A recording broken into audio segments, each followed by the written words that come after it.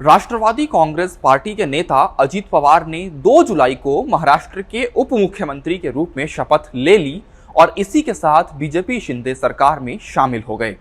हालांकि अजीत पवार के साथ जाने वाले विधायकों की तादाद अभी भी स्पष्ट नहीं है, लेकिन ये तय है कि अजीत पवार ने अपने चाचा शरद पवार की पार्टी में एक बड़ा विभाजन कराने में कामयाबी हासिल कर ली है। एनसीपी के हाल ही में नियुक्त कार्यकारी अध्यक्ष प्रफुल्ल पटेल भी अजीत पवार के साथ साथ सीनियर लीडर छगन भुजबल के साथ चले गए हैं। बीजेपी के अंदरूनी सूत्रों का कहना है कि यह बदलाव हमेशा समय की बात था।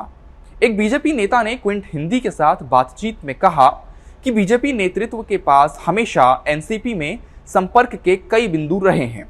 अजीत पवार, प्रफुल्ल पटेल और अब खुद शरद पवार।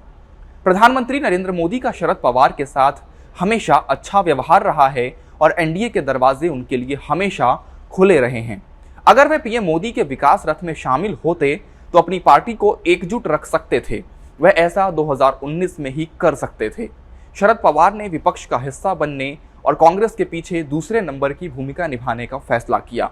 इसीलिए उनकी पार्टी के नेताओं ने हमारे पक्ष में आने का फैसला कर लिया। बीजेपी नेता ने दावा किया कि अजीत पवार का ट्रांसफर पहले भी हो सकता था, लेकिन एनसीपी के आंतरिक मुद्दों की वजह से इसमें देरी हुई।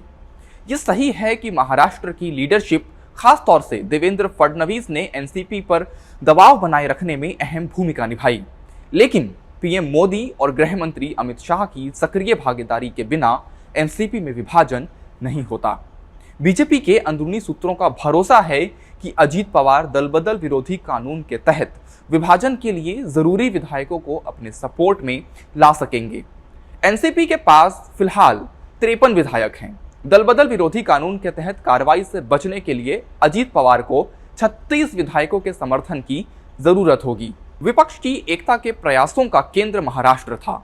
48 लोकसभा सीटों के साथ दूसरे सबसे बड़े राज्य के रूप में महाराष्ट्र बीजेपी के लिए एक चुनौती बन गया था, क्योंकि उद्धव ठाकरे की शिवसेना, एनसीपी और कांग्रेस चुनाव से पहले गठबंधन के करीब पहुंच रही थी।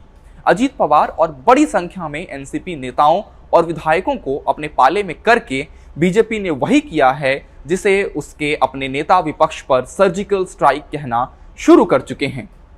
इस घटनाक्रम से उत्साहित बीजेपी नेता अब दावा कर रहे हैं कि कोई भी मोदी विरोधी गठबंधन फेल होना तय है। अगर अजीत पवार दल बदल विरोधी कानून से बचने के लिए पर्याप्त विधायकों को तोड़ने में कामयाब हो जाते हैं तो इससे सत्तारूढ़ गठबंधन की संख्या में काफी बढ़ोतरी होगी।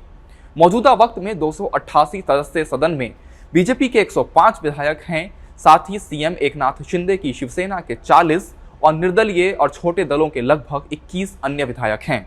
अगर अजीत पवार के हिस्से में 36 से ज्यादा गए तो बीजेपी की एकनाथ शिंदे पर निर्भरता खत्म हो जाएगी। लोकसभा चुनाव के अंकगणित की खातिर बीजेपी अब भी शिंदे को अपने पक्ष में करना चाहेगी। हालांकि इससे पार्टी को सीट बंटवारे की चर्चा में सबसे ज्यादा फायदा मिलता है। 22 सीटें मांग रहे शिंदे अब और मांग करने की स्थिति में नहीं होंगे। इसके अलावा एक मराठा नेता के रूप में अजीत पवार का दबदबा एकनाथ शिंदे से कहीं ज्यादा है।